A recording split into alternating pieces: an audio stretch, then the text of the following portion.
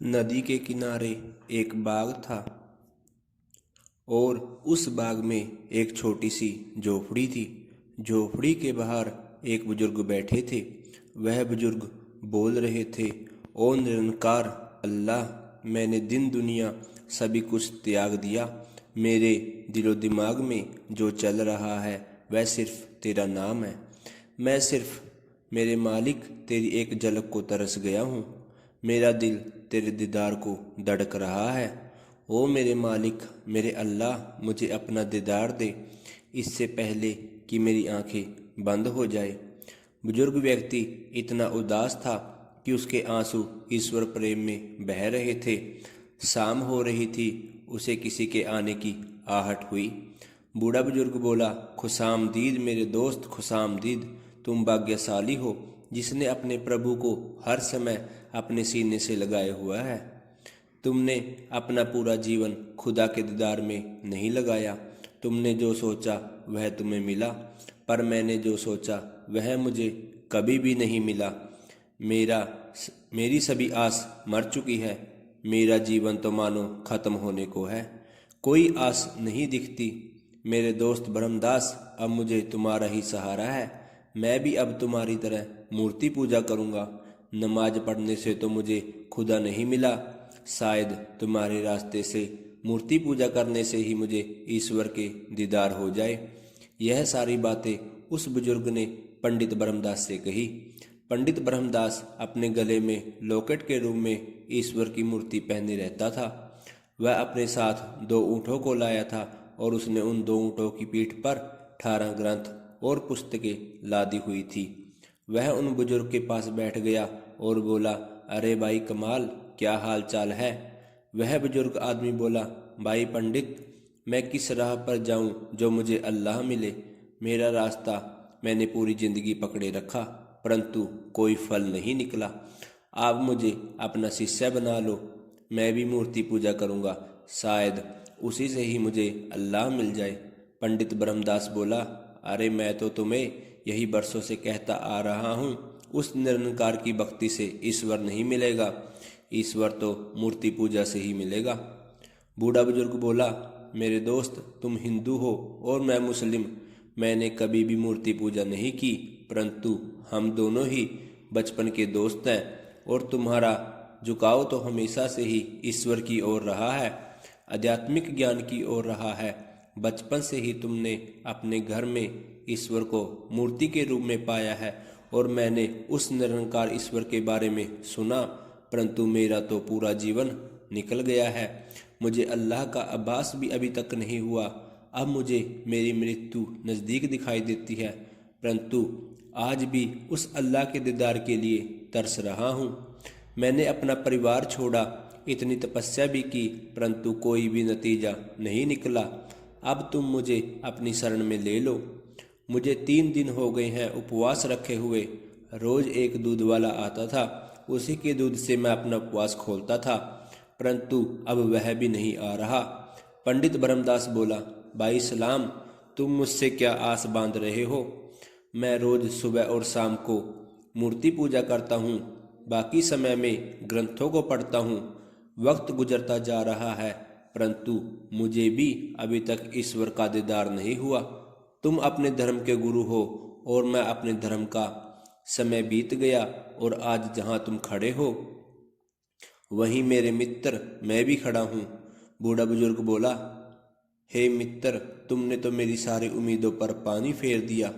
आज तो मैंने सोच ही लिया था कि मैं भी मूर्ति पूजा करूँगा, पर यह आस भी मेरी खत्म हो गई।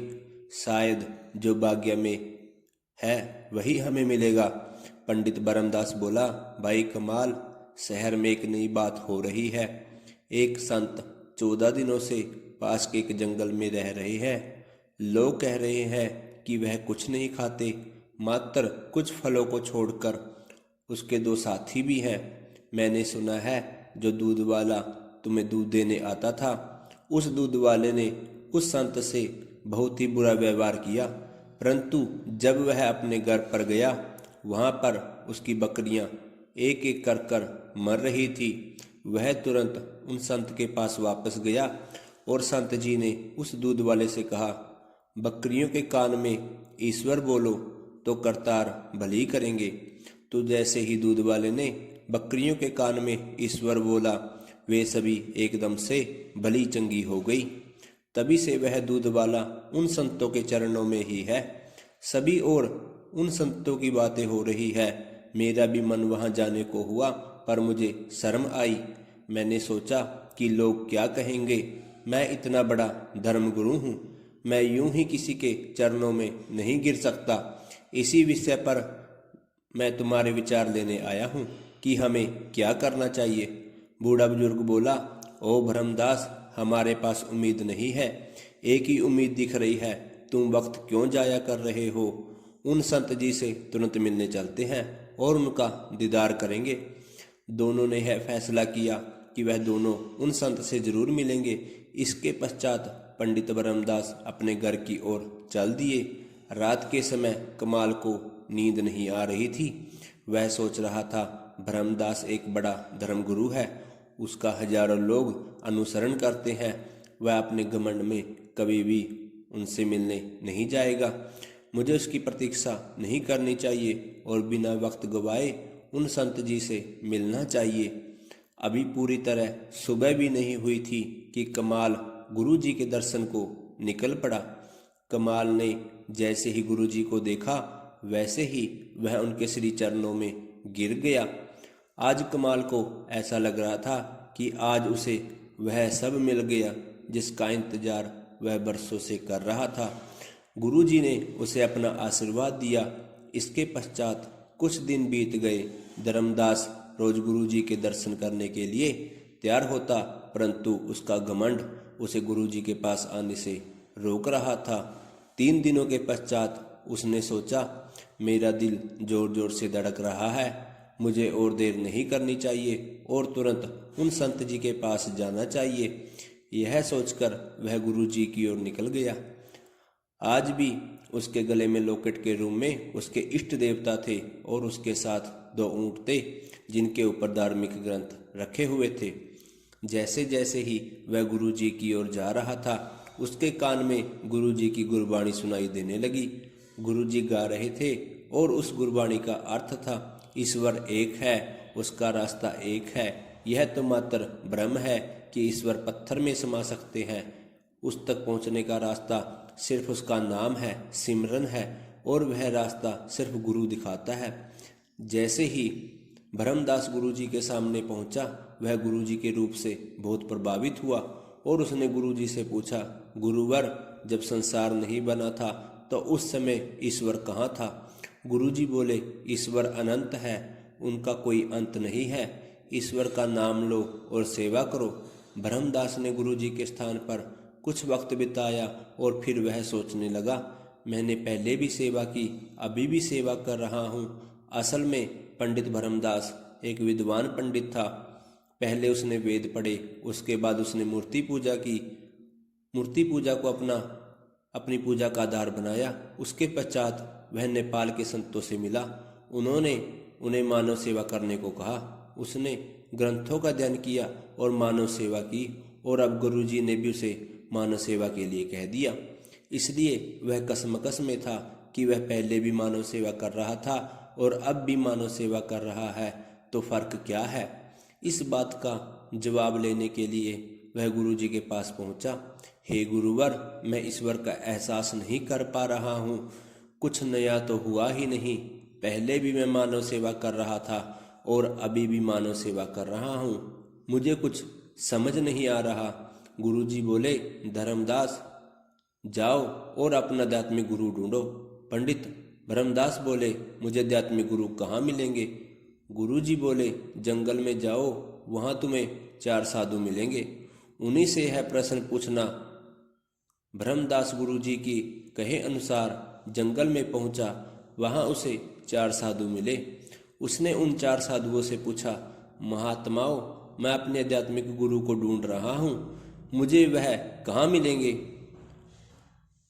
वह साधु बोले, जाओ, पास में एक मंदिर है, वहीं पर तुम्हें अपने आध्यात्मिक गुरु मिलेंगे।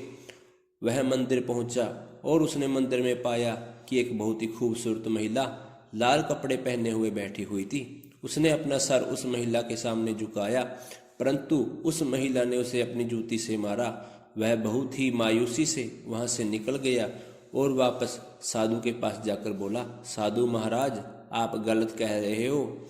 वह महिला कोई आध्यात्मिक गुरु नहीं है, वह तो कोई दुष्ट औरत है। साधु बोले, तुम गलत कह रहे हो। वह औरत इच्छाओं की आध्यात्मिक गुरु है, जिन इच्छाओं के तुम चेले हो। पंडित ब्रह्मदास बोला, मेरी आशाएं और मेरी इच्छाएं मेरी आध्यात्मिक गुरु कैसे हो सकती हैं? साधु बोले, तुम्हारा आध्यात्मिक गुरु वही होता है जिससे तुम सबसे ज़्यादा प्यार करते हो, क्योंकि तुम अपनी इच्छाओं को सबसे ज़्यादा प्यार करते हो, इसलिए वह तुम्हारी आध्यात्मिक गुरु है। पंडित ब्रह्मदास बोला, तो महाराज, मैंने पूरी जिंदगी मूर्ति पूजा की, मानव सेवा की, क्या यह सब इच्छाओं के लिए प्रेम है? साधु बोले, अपने अंदर झांक कर देखो, अपनी इच्छाओं को सोचो। हर समय तुम्हारा दिमाग इधर उधर घूमता रहता है। जब तुम लोगों की सेवा करते हो तो तुम सोचते हो कि तुम देने वाले हो, जिनकी तुम सेवा कर रहे हो वह लेने वाले हैं। जरूरतमंद लोगों के लिए तुम यह सोचते हो कि तुम उनके दाता हो। तुम यह सोचते हो क्योंकि तुम लोगों की सेवा करते हो, इसलिए सभी को तुम्हारी प्रशंसा करनी चाहिए, वाहवाही करनी चाहिए। क्या यह तुम्हारी इच्छा नहीं है? यह घमंड है। ओ पंडित, जब तुम यह कहते हो कि तुम सेवा कर रहे हो, उस समय तुम अहम और घमंड महसूस करते हो। तुम्हें यह नहीं मालूम कि ईश्वर की सेवा क्या है। तुम्हें सेवा ऐसी करनी चाहिए जैसे मानो कि ईश्वर तुम्हें हुक्म दे रहे हो।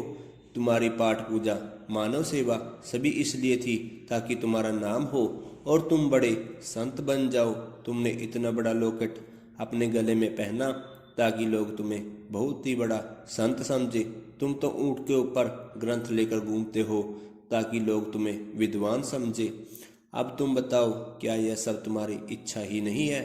पंडित ब्रह्मदास बोला, आप जो कह रहे हैं वह कड़वा है, परंतु सच है। आपके कड़वे शब्द मेरे लिए दवा का काम करेंगे। आप लोग ही बताएं कि मैं अपना धार्मिक गुरु किसे बनाऊं? साधु बोले, जिसको तुम छोड़कर आए हो।